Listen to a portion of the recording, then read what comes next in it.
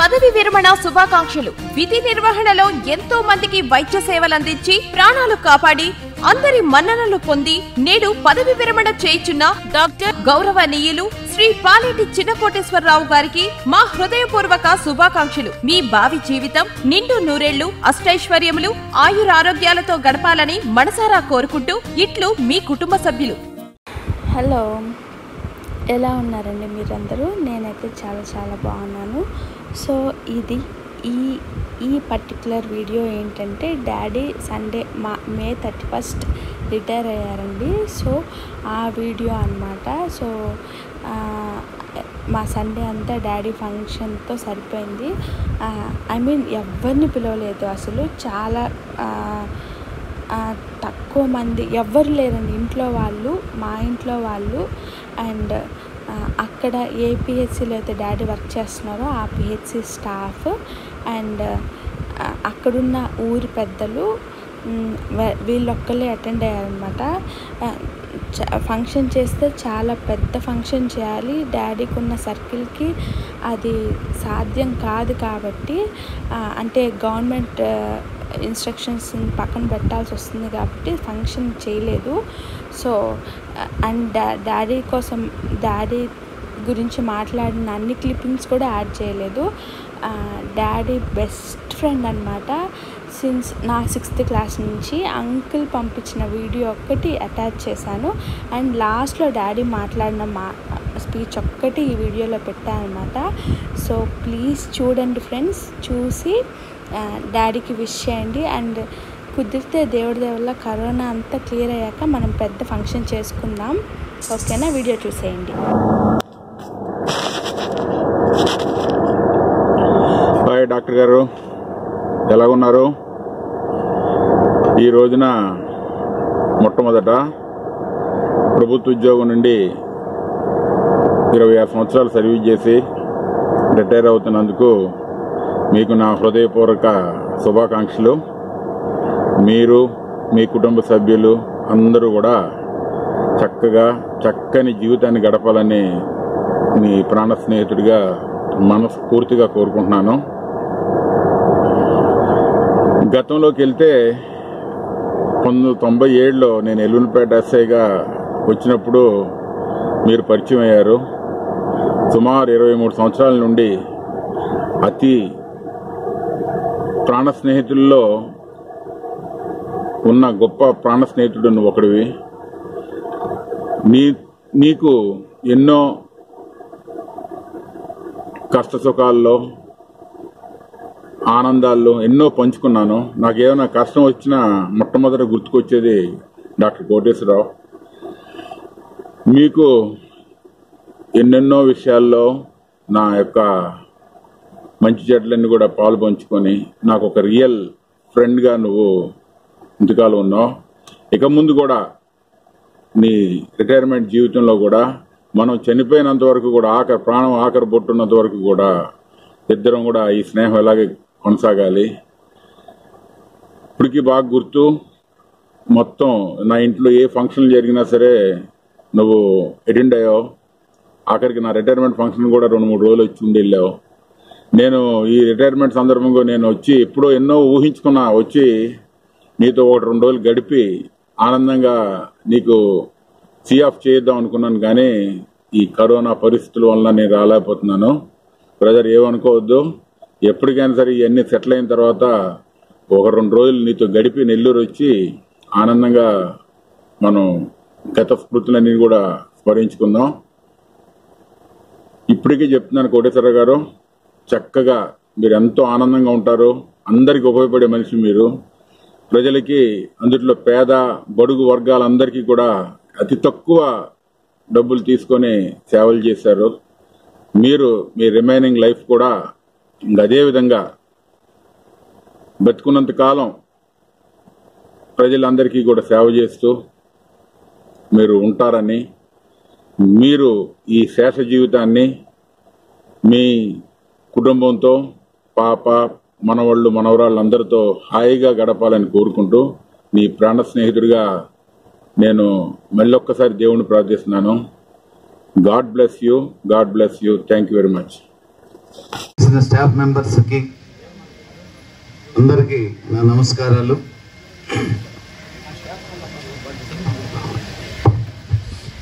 Retirement తప్పదు, కాకపోతే retirement అంటే జనరల్గా ఉద్దేశం ఏంటంటే ఇంకా ఆడ దాకా వస్తే ఇంకా చేయలేరు అని చెప్పి రిటైర్ చేసి పంపించడం అనమాట గవర్నమెంట్. కానీ దేవుడు నాకు ఆ పరిస్థితి కల్పించలే. ఇంకా చావలేదు అని చెప్పొచ్చు. ఒంట్లో ఇంకొక 4-5 సంవత్సరాలైనా అనర్గళంగా ఒక 5-6 ఆపరేషన్లు కంటిన్యూస్గా చేయగల శక్తి దేవుడు ఇచ్చాడు. ఆ శక్తి ఉన్నన్ని రోజులు నేను ఎక్కడికో పోను, నెల్లూరులో కూడా ఉండను, కావల్లోనే ఉంటాను. బహుశా కావలి ఏరియా హాస్పిటల్లో కూడా మళ్ళీ నేను నా సేవలు మీకు అందించిన ఆశ్చర్యపడాల్సిన పని లేదు. ఎందుకంటే అధికారులు ఆ విధంగా ఉన్నారు. ఎందుకంటే సర్వీసెస్ ఇంకా యూటిలైజ్ చేసుకుంటే బాగుండు అని. నెల్లూరు జిల్లాకు వచ్చిన తర్వాత స్వతంత్రంగా అల్లూరులో చేశాను. అక్కడ ఒక పేదల డాక్టర్గా పేదోళ్ళని చూసి జాలిపడి సర్వీస్ చేశాను. తర్వాత కావాలకు వచ్చాను. అయితే నేను ఒక ఇమ్యునైజేషన్ షెడ్యూల్కి పేరెంట్స్ని మోటివేట్ చేసేదానికి పోతే ఆ బిడ్డల్ని ఎత్తుకొని, అయ్యా నువ్వు ఆపరేషన్ చేసిన బిడ్డయ్యా రాయా భోంచేయ అంటే నా కళ్ళమ్మడి నీళ్లు తిరిగిపోయినాయి. ఓహో, మనం చేసిన సర్వీస్ని ప్రజలు మర్చిపోలేదు, నాకు గుర్తులేదు. ఎందుకనంటే నేను వాళ్ళ ముఖాలు కూడా పెద్దగా చూడను. థియేటర్లో 2 మాటలు మాట్లాడతాను, ఆపరేషన్ చేయాలి అని అంటాను, చేస్తాను, చెత్త తగిలించుకొని పోతా ఉంటాను. కానీ వాళ్ళు నా సర్వీసెస్ని వాళ్ళు గుర్తుపెట్టుకొని ఇప్పుడు పల్లెటూరులో పిహెచ్సికి వైద్యం చేయడానికి ఇక్కడ మెడికల్ ఆఫీసర్కి వచ్చిన తర్వాత ఈ చుట్టుపక్కల వాళ్ళు ఆదరించిన తీరును చూసి ఓహో నా సర్వీసెస్కి జీవం ఉంది అని చెప్పి అనిపించింది. ఇంకా రెండోది ఏంటంటే కావలికి వచ్చాను, చేస్తా ఉన్నాను, కానీ నా ఒంటిలోని నా కండల్ని కానీ నా శక్తిని కానీ బాగా యూటిలైజ్ చేసుకుంది రామకృష్ణ డాక్టర్, నా క్లాస్మేట్. ఎందుకంటే గైనకాలజిస్ట్గా హాస్పిటల్కి వచ్చాడు. వచ్చిన తర్వాత తెలుసు నాకు. ఎందుకనంటే ఇక్కడ అంటే బయటకు తీసుకుపో నేను కేసుల్ని, ఏ కేసు వచ్చినా కానీ వీళ్ళు ఎవరైనా ఇది ఏడు కష్టం నెల్లూరుకు పంపించాలి అని అంటే కూడా ఒప్పుకునేవాడిని కాదు. మొండిగా ఎందుకు ఇక్కడ చేసేది డాక్టర్లే, అక్కడ చేసేది డాక్టర్లే, వాళ్ళు ఏం దేవుళ్ళు కాదు, ఏం మనకంటే సీనియర్సా కాదు, కేసు పెట్టండి చేద్దామని చెప్పి మొండిగా ఇచ్చేసేవాడిని. ఎందుకనంటే ఒక పేద తల్లి ఇక్కడ నుంచి కావుల కంటే వస్తారు అలవాటైంది. నెల్లూరుకు పోవాలంటే వాళ్ళు పడే కష్టం ఎంత తెలియని దగ్గరికి పోయి భోజనానికి కానీ వచ్చిపోవటానికి కానీ వాళ్ళు పడే శ్రమ నేను ఆలోచించేవాడిని. అందువల్ల తొందరగా ఇచ్చేసేవాడిని కాదు. అట్లాగే రామకృష్ణ వచ్చిన తర్వాత కోటి నాకు కాస్త నువ్వు హెల్ప్ చేయాలి, హెల్ప్గా అండగా ఉండాలి వైద్య విషయంలో అని చెప్పానంటే సరేనన్న దగ్గర నుంచి ఇద్దరం కలిసి, అంటే ఇది అతిశయోక్తి కాదు, కావలి ఒకప్పుడు ఒక 4-5 డాక్టర్స్ ఉంటే నాకు తెలిసి ఇప్పుడు ఎవరికి నచ్చిన కేసులు బ్రోకర్లు ఉండేవాళ్ళు. వాళ్ళకి ప్రతి వ్యక్తికి ఒక బ్రోకర్ హాస్పిటల్లో ఉండేవాళ్ళు. ఏదో ఒక రూపంలో పనిచేసే వాళ్ళ దగ్గర నుంచి ఎవరొకరు అభిమానులు కానీ మా స్టాఫ్ కానీ కొంతమంది. ఇప్పుడు సపోజ్ నేనంటే ఇష్టం ఉన్నానుకో, అమ్మా ఇది కోడేశ్వరరావు సార్ చేస్తారు ఆడకపోనని చెప్పి చెప్పటం, అట్ట వెళ్ళిపోయేది. కేసులు అవ్వటం తక్కువగా, చాలా తక్కువగా ఉండేది. అందువల్ల హాస్పిటల్ మీద నమ్మకం కూడా ఉండేది లేదు. ఆడకపోతే వీళ్ళు పొమ్మంటారు, లేకపోతే నిద్ర లేదని అంటారు, ఏ ప్రైవేట్ హాస్పిటల్కి రెఫర్ చేస్తారు, ఇలాంటి ఫీలింగ్ ఉండేది.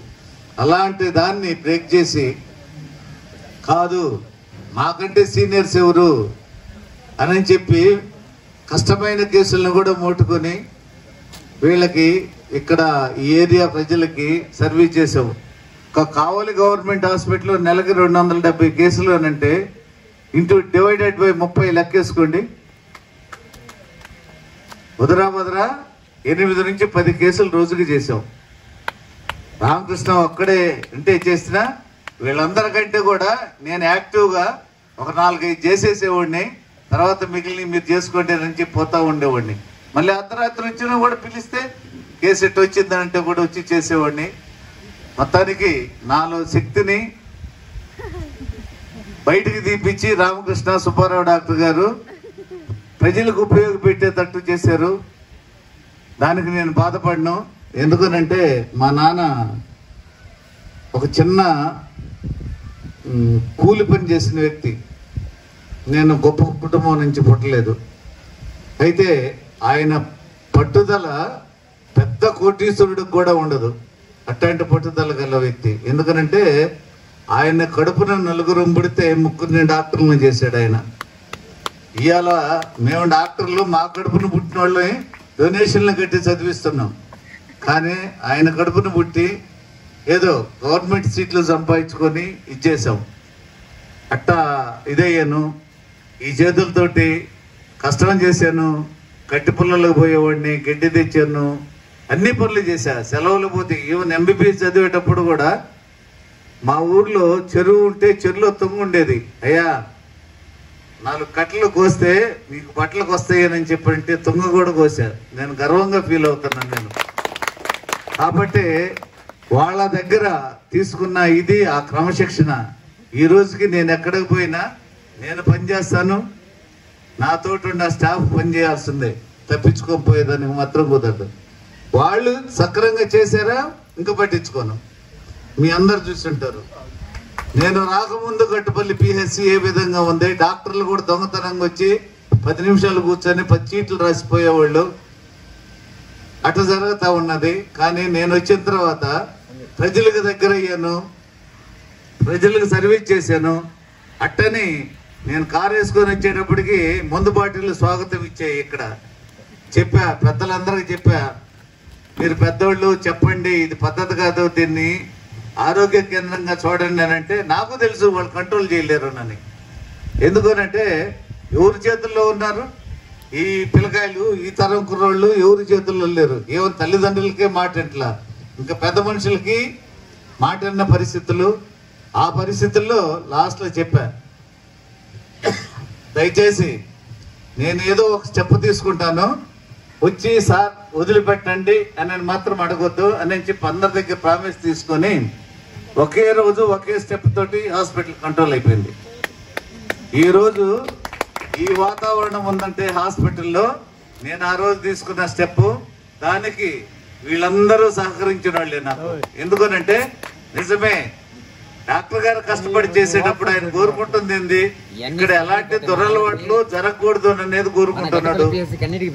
డాక్టర్ గా కోరుకోవడం తప్పేం కాదు అని చెప్పినని అందరూ సహకరించారు. కాబట్టి దీన్ని ఒక మంచి పిహెచ్సిగా మళ్ళీ మా వెంకటరమణ సారు మా స్టాఫ్ చేతుల్లో పెట్టిపోతున్నాను.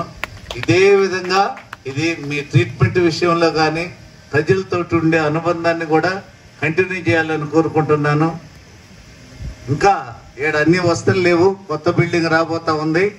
ఒకవేళ ఉన్నప్పటికీ ఏదైనా సర్జరీస్ చేయాల్సి వస్తే మీకు మాట ఇస్తున్నాను, తప్పకుండా నాకు ఓపుకున్నన్ని రోజులు నేను మీకు సర్వీసులు, మీకు నా సర్వీసెస్ మీకు ఇస్తానని హామీ ఇస్తున్నాను సభాముఖంగా. ఇకపోతే ఆర్థికంగా నేను డబ్బులు సంపాదించలేదు. ఎందుకనంటే నేను పేద కుటుంబంలో పుట్టాను. పేదోడు దండం పెట్టాడని అనుకో జాలేసేది, నా రోజులు గుర్తుకొచ్చేది.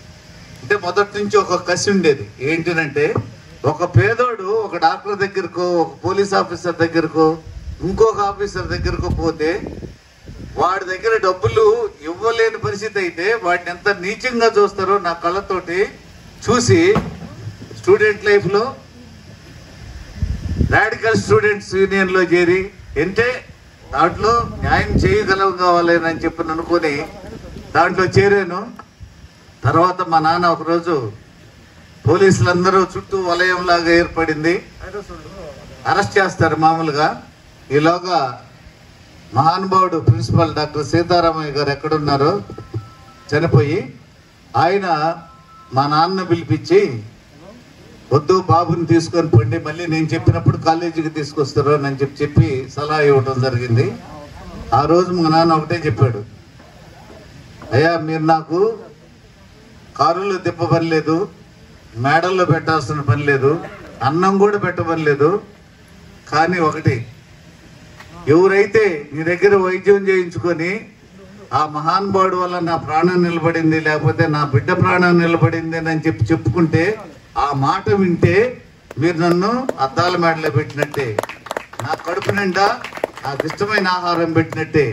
కానీ చెట్లకు కట్టేసుకొని కాల్పించుకొని మంచి జీవితాన్ని పాడు చేసుకోవద్దు, ఈ జీవితాన్ని 10 మందికి ఉపయోగపెట్టాలి అని చెప్పిన తర్వాత ఆ ఒక్క మాటతోటే మార్చిపోయి, మళ్ళీ నేను కాలేజీలో చాలా ఇర్రెగ్యులర్ అంటే మీరు అనుకుంటారు చాలా ఇదేనని, లేదు, కాలేజీకి పోయే టైం ఉండేది లేదు. ప్రొఫెసర్లకు అడ్డం తిరిగేవాడిని, ఏదన్నా అన్యాయం అని చెప్తే ఎవరికైనా అడ్డం తిరిగేవాడిని, కొట్లాడేవాడిని.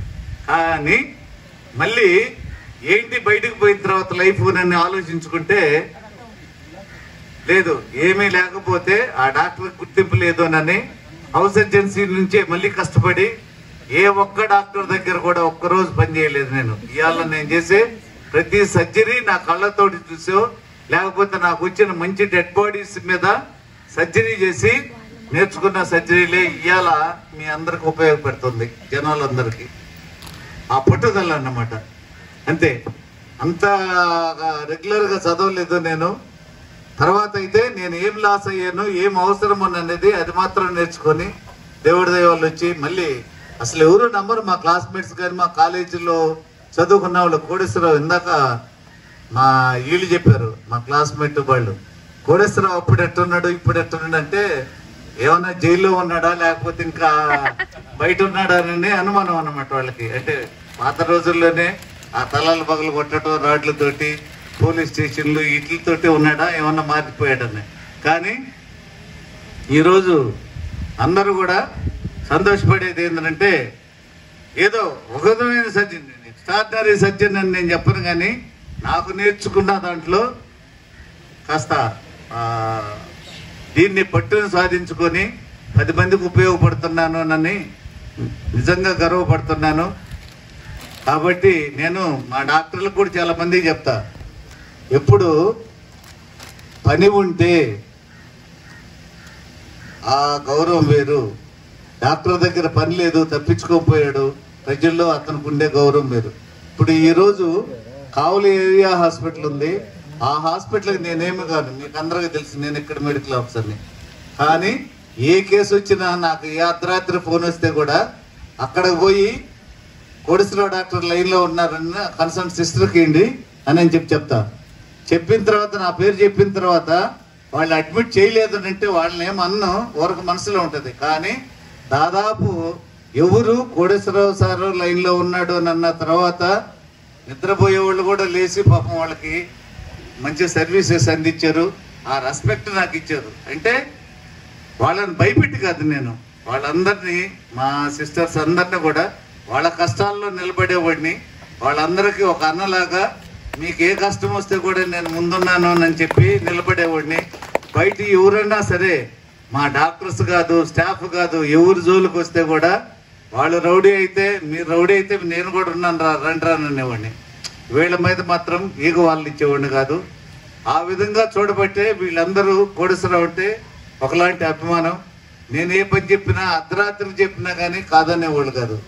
కాబట్టి నాకు ఇన్ని రోజులు ఇంత సహకారం అందించిన ముఖ్యంగా మరి కావలి స్టాఫ్ నర్సెస్కి కానీ, స్టాఫ్ మెంబర్స్కి కానీ, డాక్టర్స్కి కానీ, అట్టనే ఇన్ని రోజులు నా దగ్గర పనిచేసి నాతోటి చేసి నాకు సహకరించిన అందరికీ కృతజ్ఞతలు తెలియజేసుకుంటున్నాను సభాముఖంగా. ఇంకొక లాస్ట్లో ఒక్క మాట మాట్లాడి వదిలేస్తా. 2012 దాకా మా భార్య ఒకరోజు అనింది, నువ్వు హాస్పిటల్లో ఆపరేషన్లు నీ చేస్తున్నావు. వాస్తవమే, ఒక్కొక్క రోజు 17-18 ఆపరేషన్లు కూడా చేసే అల్లూరులో. నువ్వు దండాలు పెట్టించుకో అంటే ఆవిడ అనుకునింది, బ్యాంకులో లాకర్లు పట్టమేమో సంపాదించే డబ్బులు అని చెప్పి అనుకుని ఉంటుంది. బహుశా ఎందుకనంటే అంత పేరు వచ్చింది ప్రజల్లో, అంత ఇది ఉంది. నేను కూడా ముందులుగా తెచ్చుకోండి, రక్తానికి తెచ్చుకోండి చేస్తా అనేది. ఈవిడ అట్ట అనుకునేది. ఆఖరికి తీరా చూస్తే ఏం బ్యాలెన్స్ లేదు. నువ్వు పాపకి ఇంకా మ్యారేజ్ చేయాల, నువ్వు ఇట్నే దండాలు పెట్టించుకుంటా ఉండు, ఆ దండాలు నీ కూతురికి పెళ్లి చేస్తాయనంటే నేను ఒకటే చెప్పా, నేను నిన్ను డబ్బులు తీసుకొని పెళ్లి చేసుకోలేదు. ఒకవేళ నేను చేసేది మంచిదైతే దేవుడు ఉంటే నాకు వచ్చి అల్లుడు అట్లాంటి అల్లుడు వస్తాడేమో అని చెప్పాను. ఫార్చునేట్లీ నాకు వచ్చిన అల్లుడు అట్లాంటి అబ్బాయి వచ్చాడు. ఎందుకనంటే అర్థం చేసుకున్న వ్యక్తి. ఇంకా నేను గర్వపడేది ఏంటంటే మా అల్లుడిని చూసి డ్యూటీ విషయంలో హెల్ప్ చేస్తాడే కానీ నేను కోరుకునేది కూడా అదే, అయ్యా ₹1 తీసుకోవద్దు లంచము అనేది మీ బ్యాంకులకి ఇది కాదు, ఉద్యోగమే చేయాలని కోరుకుంటాను కానీ ధనాశ వద్దు. ఏదన్నా సంపాదించిస్తే నేను ఇస్తాను కానీ మీకు ఎలాంటి చేయొద్దు అని కోరుకుంటాను. అయితే ఆ బాబు కూడా అదే విధంగా ఈ రోజుకి సహాయమే చేస్తాడు కానీ ఎవరు పోయినా సరే ఎలాంటి టేబుల్ కింద చేతులు పెట్టే వ్యవహారం మాత్రం మా అల్లుడి దగ్గర లేదు. దానికి నిజంగా నేను గర్వపడుతున్నాను. ఎందుకంటే మేబీ నేను చేసిన పుణ్యము ఆ విధంగా దేవుడు నన్ను అలాంటి అల్లుడిని పంపించాడు అని అనుకుంటున్నాను నేను. తర్వాత 2012లో ఆ సంబంధం చూసింది కూడా ఎవరో కాదు, సాక్షాత్ వెంకటరమణ డాక్టర్ గారు. మామూలుగా అయితే నా వ్యూస్ డిఫరెంట్గా ఉన్నాయి. సార్ తోటి చెప్పేవాడిని, అంటే పాపని ఊరికి ఇవ్వాలి ఏంటి అని అంటే మాట్లాడుకునేది. సార్కి పాప ఉంది, నాకు పాప ఉంది, ఇట్టెట్టాననేది నా వ్యూస్ డిఫరెంట్గా ఉండేది. కానీ ఒకనొక రోజు సార్ ఇట్టెట్ట పాపకు ఒక సంబంధం చూశాను ఇట్టెట్టానంటే నేను 2 కండిషన్లు చెప్పా, ఆ 2 లేవు, మిగిలినవి ఉన్నాయి. సార్ ఏంది నేను చెప్పానంటే సరేనని చెప్పి నేను కూడా తలంచాను. ఏదో హ్యాపీగా జరిగిపోయింది. అప్పుడు దాకా నా దగ్గర డబ్బులు లేవు. ఎప్పుడైతే వెంకటరమణ సార్ దగ్గర నేను చేరానో నిజంగా గర్వంగా చెప్తున్నాను. ఇది అందరూ నేర్చుకోవాల్సింది కూడా. ఎందుకనంటే డబ్బులు లేవు. ఎవరు ఫ్రెండ్స్ వచ్చినా వాళ్ళ జేబుల్లో నుంచి ఖర్చు పెడితే నేను ఇచ్చేస్తాను అంటే మనస్తత్వం నాది కాదు. ఏదన్నా చేయాల్సి వస్తే నా జేబులో చేయి పెట్టేవాడినే కానీ ఎదురు జేబుల గురించి ఎప్పుడు ఎదురు చూసేవాడిని కాదు. కానీ అక్కడికి వచ్చిన తర్వాత రూపాయి విలువ అనేది నాకు తెలిసింది సార్ దగ్గరకు వచ్చిన తర్వాత. నిజంగా ఇంత సొసైటీలో తిరిగాను, పెద్ద పెద్దోళ్ళతో తిరిగాను. నాకు ఇన్ఫ్లుయెన్స్ పరంగా అంటే పోలీసులు ఉన్నారు, రెవెన్యూలో ఉన్నారు, పబ్లిక్లో ఉన్నారు. ఎవరు కూడా నాకు రూపాయి విలువను గురించి చెప్పిన వ్యక్తి ఎవరు లేరు. ఎందుకంటే మేబీ నేనంటే ఏదన్నా భయం ఉందో లేకపోతే ఎందుకులే మనం చెప్పటం అనుకునేవాళ్ళు అట్ట. కానీ సారు నన్న దగ్గరకు తీసి ఆయన హాస్పిటల్లో ఆపరేషన్లు చేసే విధంగా అరేంజ్ చేసి రూపాయిని ఆయన ఎట్ట దాచిపెట్టాలో చూపించి ఆయన దాచిపెట్టి ఇదిగోండి సార్ 1 లక్ష ఉంది బ్యాంకులో వేపిస్తున్నాను అని చెప్పి నన్ను ఈరోజు ఈ ఇన్నోవా కారులో తిరిగి ఆ నెల్లూరులో ఉన్న ఇంట్లో ఉన్నాను అని అంటే really the credit will goes to doctor Venkataramana. ఎందుకనంటే నన్ను ఆ విధంగా సానబట్టాడు. ఎందుకంటే నాకు చిన్నోళ్ళు అంత ఈజీగా చెప్పలేరు. ఎందుకంటే చూడటానికి కాస్త రఫ్గా అనిపిస్తానేమో నాకు తెలీదు. కానీ అట్లాంటి వ్యక్తిని మోల్డ్ చేసి నా చేత ఆ ఇది ఇచ్చేసి నన్ను ఈ రోజు ఇట్లా నిలబడ్డాను అని అంటే మాత్రం సారు నా గొంతులు ఊపిరిన్న రోజులు నా ఫ్యామిలీ మెంబర్స్ కూడా సార్ని కానీ మేడం గారిని కానీ మర్చిపోము. ఎందుకనంటే రాయిని మలిచాడు, మలిచి ఈరోజు మీ ముందు ఈ విధంగా పెట్టాడు. Really thank you sir. మర్చిపోలేను నేను. కాలాతీతం అయిపోయింది. మీ అభిమానానికి మీరు చూపించిన వాత్సల్యానికి కృతజ్ఞుడిని. ఎప్పుడైనా సరే వైద్యపరంగా, డబ్బుల పరంగా మాత్రం కాదు, వైద్యపరంగా ఎప్పుడు ఎవరైనా సరే అర్ధరాత్రి అయినా సరే నాకు ఫోన్ చేస్తే నేను చేయగలది ఏదున్నా సరే ఎప్పుడైనా చేసేదాన్ని సిద్ధమని హామీ ఇస్తూ ఈ అవకాశాన్ని ఇచ్చిన దానికి మీ అందరికీ కృతజ్ఞతలు మరీ తెలుపుకుంటూ ముగిస్తున్నాను. Thank you.